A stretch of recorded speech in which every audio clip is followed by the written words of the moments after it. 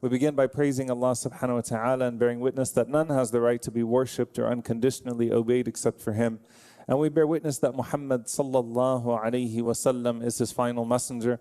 We ask Allah to send His peace and blessings upon Him, the prophets and messengers that came before Him, His family and companions that served alongside Him, and those that follow in His blessed path until the Day of Judgment. We ask Allah to make us amongst them. Allahumma ameen. Dear brothers and sisters, I want you to imagine the moment that Ibrahim alayhi salam faced rejection from his father. And it's a powerful moment because the rejection of the father of Ibrahim alayhi salam comes to him after he gives us a master class in how to speak to your parents and how to do da'wah to someone with kindness. It's in that section of Surah Maryam, verse 40 onwards, where Allah Azza wa Jal tells us about Ibrahim alayhi salam, وَاذْكُرْ فِي الْكِتَابِ إِبْرَاهِيمَ إِنَّهُ كَانَ صِدِّيقًا نَبِيًّا. Make mention in the book of Ibrahim alayhi salam, verily he was a man of truth and a prophet. And Allah says, إِذْ قَالَ لِأَبِيهِ, when he said to his father. Now, when he said to his father here, could be an independent sentence, or where his sidq, his truthfulness, is particularly emphasized as he's speaking to his father. إِنَّهُ كَانَ صِدِّيقًا نَبِيًّا. Because you have to be a man who lives by the truth, who abides by the truth, who holds himself accountable to the truth, if you're going to be able to endure the test that is to come with the sincerity and grace that you do. So, وَاذْكُرْ فِي الْكِتَابِ إِبْرَاهِيمَ. Remember when Ibrahim alayhi salam spoke to his father, and he called his father to Allah subhanahu wa ta'ala in the most beautiful of ways, profound of ways. You can't get better at respecting a person and acknowledging their right upon you and giving them your best behavior while still delivering the message. And his father responds to him and says, أَرَاغِبٌ أَنْتَ عَنْ آلِهَتِي يَا إِبْرَاهِيمَ لَإِن لَمْ تَنْتَهِ لَأَرْجُمَنَّكَ وَهْجُرْنِي مَلِيًّا. Are you finding something more befitting other than our gods, O Ibrahim? Have you turned your back on our gods, O Ibrahim? If you don't stop, I'm going to stone you. وَهْجُرْنِي, and get away from me. Get out of my face, because if you're not out of my face, then I'm going to kill you. At that point, Ibrahim alayhi salam could have said, that's it, old man. I gave you the da'wah. I did it in the best way, and this is how you responded to me. And how dare you speak to me this way? And now I'm going to move on. But Allah Azza wa Jal says, He says, Salamun alayk, sa'astaghfiru laka rabbi. Peace be unto you. I will seek forgiveness from my Lord for you. And here's where I really want to come to. إِنَّهُ كَانَ بِي حَفِيًّا. Allah always is so attentive, loving in how He receives me. Hafiyya refers to the quality of how you receive someone when they come to you. And that often shows the level of love and reverence that someone has for someone else just based on the reception. I'll give you an example, by the way. When a head of state travels to another country, they often assess the greeting in micro detail. What type of red carpet was out there? Did the president himself go out to receive his counterpart? Or did he send a minister or someone else? Did he walk up to the stairs, or did he wait for the person to come down the stairs and walk the carpet? Did he walk with him all the way? How was it a hug initially? Were there some words that were exchanged? Right? The reception is analyzed in micro detail because the reception says a lot about how you feel about that person. Now, in the case of diplomats, about what you want from that person. But usually when it comes to normal human relations, the way you receive someone says a lot to someone that's watching from the outside. And Ibrahim alayhi salam does not say that my Lord will receive me with kindness. إِنَّهُ كَانَ بِي حَفِيًّا. My Lord always celebrates me. And he's saying that to his father, who should have such a love and compassion for him, but he doesn't because he's blinded by his own idolatry and his own ego. He's saying that to his father, that if you reject me, my Lord never rejects me. إِنَّهُ كَانَ بِي حَفِيًّا. He celebrates my return. He pays such close attention to me. He's so loving every time I turn back to him. Now fast forward from that conversation in Iraq to Mecca, where Ibrahim alayhi salam is now building the Kaaba with his son. وَإِذْ يَرْفَعُ إِبْرَاهِيمُ الْقَوَاعِدَ مِنَ الْبَيْتِ وَإِسْمَعِيلُ. And as they're putting the bricks one by one, one by one, one by one, and raising the foundations all alone in the hot desert, and they raise their hands to make dua to Allah subhanahu wa ta'ala, what does Ibrahim alayhi salam say to Allah azza wa jal? رَبَّنَا تَقَبَّلْ مِنَّا. Ismail alayhi salam stands next to him and says, Ameen, Ameen, Ameen to his du'as. Our Lord, accept this from us. Accept this deed from us. And subhanAllah, as the ulama of tafsir mention, how incredible of a request for that to be the first thing that comes out of his mouth. عبد مخصوص في مكان مخصوص لأمر مخصوص. A special servant in a special place who's been given a special command. And with all of that, he asks Allah Azza wa Jal for what? Kabul. Just accept it, oh my Lord. With humility, with this sense of vulnerability that if you don't accept it, oh Allah, it doesn't matter how tired I got. It doesn't matter how hot it was. It doesn't matter if anyone else saw it. If you don't accept it, then it doesn't matter if billions of people come later on to this house in a sign of acceptance for my act. I want you to accept it, oh Allah. And this shows you the type of relationship between Ar-Rahman and Khalil Ar-Rahman, the most merciful and his Khalil, his chosen friend, Ibrahim alayhi salam. Not just a servant, not just a prophet, his friend alayhi salam. That this relationship is dual, that Allah Azza wa Jal receives Ibrahim alayhi salam in a beautiful and special way, and Ibrahim alayhi salam tries to perform deeds for Allah subhanahu wa ta'ala, to go to Allah subhanahu wa ta'ala in the most beautiful and special way. And that's why his concern is, Ya Allah, did you like it? Ya Allah, did you accept it? Ya Allah, is this good enough for you? And Allah subhanahu wa ta'ala responds with praise of Ibrahim alayhi salam. Right? That وَمَنْ يَرْغَبُ عَنْ مِلَّةِ إِبْرَاهِيمَ إِلَّا مَنْ سَفِهَ نَفْسَهُ وَلَقَدْ اصْطَفَيْنَاهُ فِي الدُّنْيَا وَإِنَّهُ فِي الْآخِرَةِ لَمِنَ الصَّالِحِينَ. The same word is used, by the way, أَرَاغِبٌ. Ibrahim alayhi salam's father said, do you desire something other than our gods? And Allah Azza wa Jal says, whoever desires a way other than Ibrahim alayhi salam has soiled themselves, has ruined themselves. And we chose him in this dunya. وَإِنَّهُ فِي الْآخِرَةِ لَمِنَ الصَّالِحِينَ. And in the hereafter, he is certainly from the righteous. What a beautiful relationship. A friend to his Lord, trying to please him constantly. Did you like it, Ya Allah? This was my best, Ya Allah. I tried my best. Which brings me to the question that each and every single one of us should always ask themselves, did I give Allah my best? Did I give Allah my best prayer? Did I give Allah my best charity? We just came out of Ramadan, and the greeting that we would give to each other is تَقَبَّلَ اللَّهُ مِنَّا وَمِنْكُمْ. May Allah accept from you and I. Did I give Allah my best Ramadan? Did I give Allah my best fast? Did I give Allah my best energy? Did I give Allah my best character? When Allah Azza wa Jal was watching me and other people were not, did I give Allah subhanahu wa ta'ala my best performance? Was that the best that I could do for Allah subhanahu wa ta'ala? Because the Prophet sallallahu alaihi wasallam says, إِنَّ اللَّهَ طَيِّبٌ لَا يَقْبَلُ إِلَّا طَيِّبًا. Allah is pure, and He only accepts that which is pure. Allah is good, and He accepts that which is good. But if you notice the way Allah talks about Kabul in the Quran, acceptance in the Quran, He doesn't talk about the deed per se. He talks about the type of person that performs that deed. Whether they emulate Ibrahim alayhi salam in the performance of that deed. And so he says, for example, subhanahu wa ta'ala, إِنَّمَا يَتَقَبَّلُ اللَّهُ مِنَ الْمُتَّقِينَ. Verily Allah subhanahu wa ta'ala accepts from the people of taqwa, the people of God consciousness. Those people that are so concerned.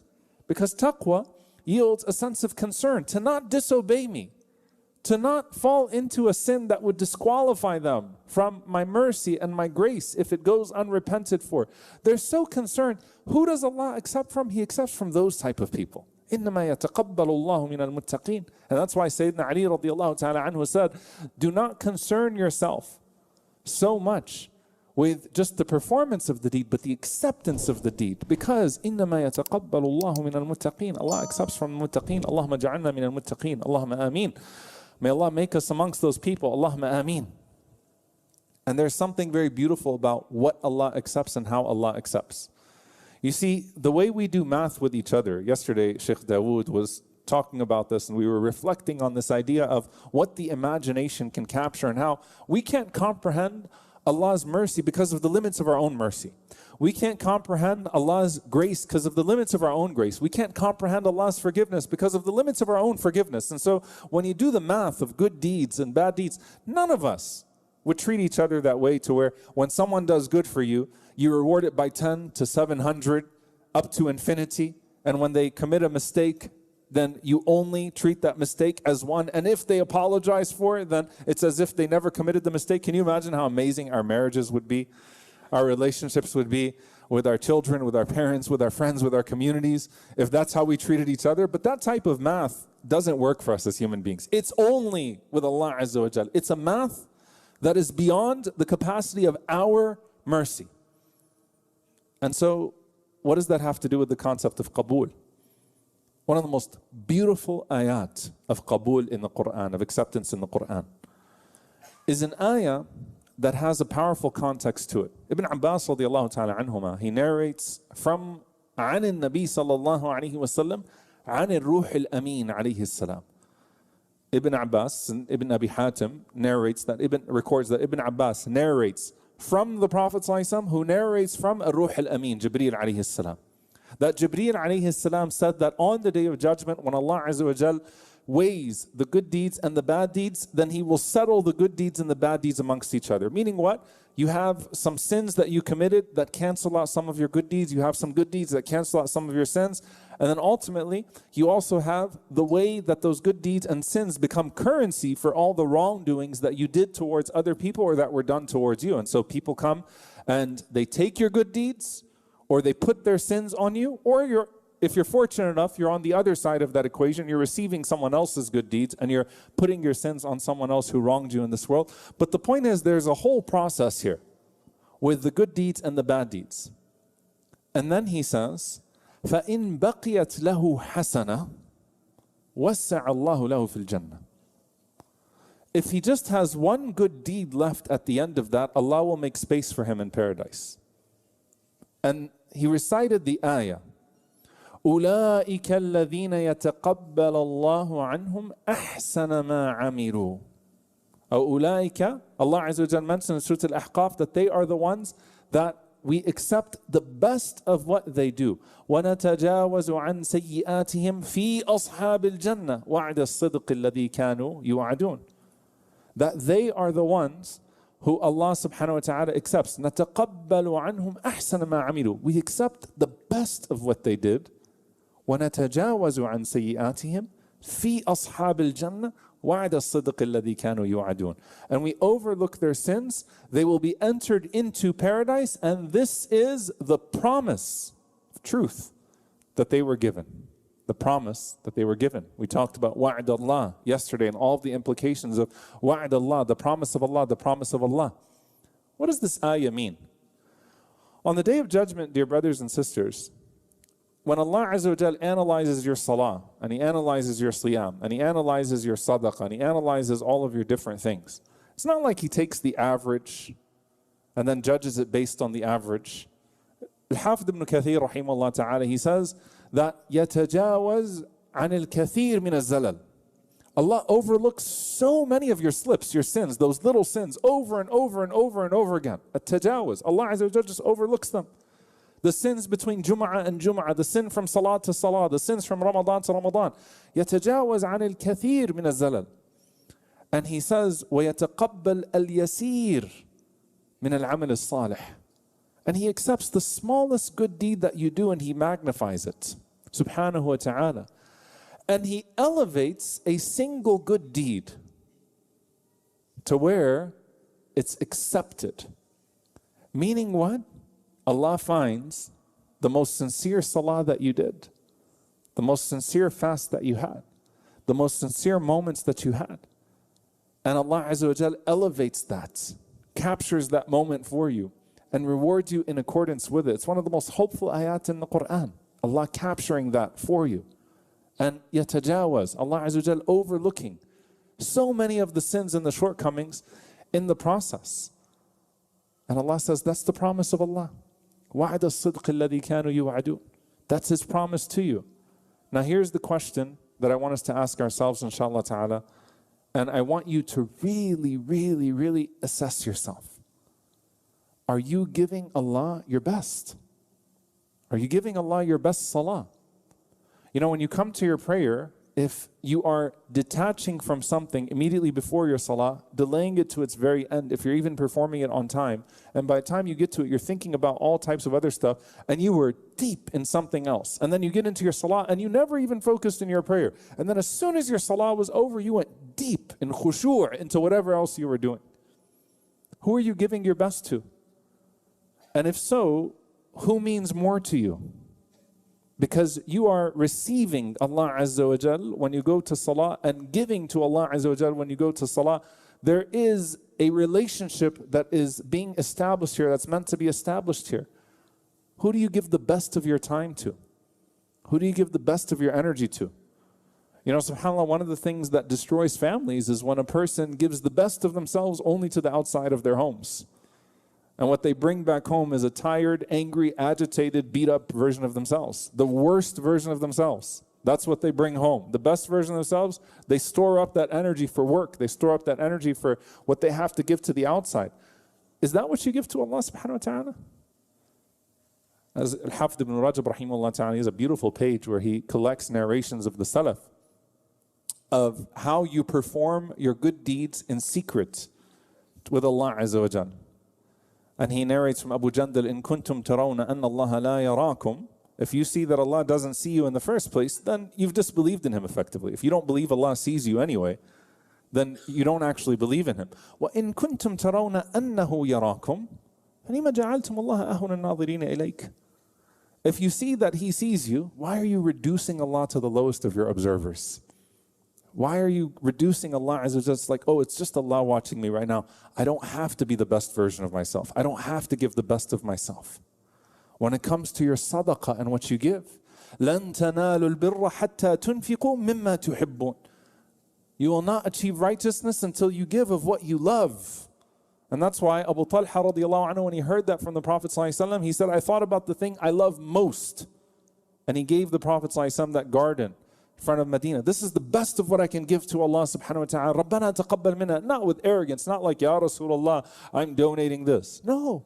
Ya Rasulullah, this is the best. Lan tanalu al-birr. I heard the verse. This is the best of what I can give. This is the most precious of my possessions. And that's why the Prophet ﷺ said that 1 dirham of charity surpasses 100,000 dirhams of charity. Because the person that gave that one, that was the best they could do. And they meant it. That was their best effort, and they meant it. And Allah Azza wa Jal accepted it. Give Allah the best of yourself. Give Allah the best of your salah. Give Allah the best of your sadaqah. Let it be tayyib. Let it be something that's pure, something that's good. And the real question that you ask yourself is, if I'm not giving Allah my best energy, then who am I giving it to? And if I'm not giving Allah my best effort, then who am I giving it to? And if I'm not giving Allah the best of my health and the best of my time, who am I giving it to? What am I giving it to? And then you take a step back and you say, where is the attachment of the heart? And what is it that the heart actually worships? May Allah subhanahu wa ta'ala allow us to give the best version of ourselves to Him. And may Allah subhanahu wa ta'ala judge us only in accordance with the best of our deeds. And may Allah azza wa jal overlook our sins and not judge us by our lowest moments. And may Allah subhanahu wa ta'ala embrace us with His mercy and not with our performance. Allahumma ameen.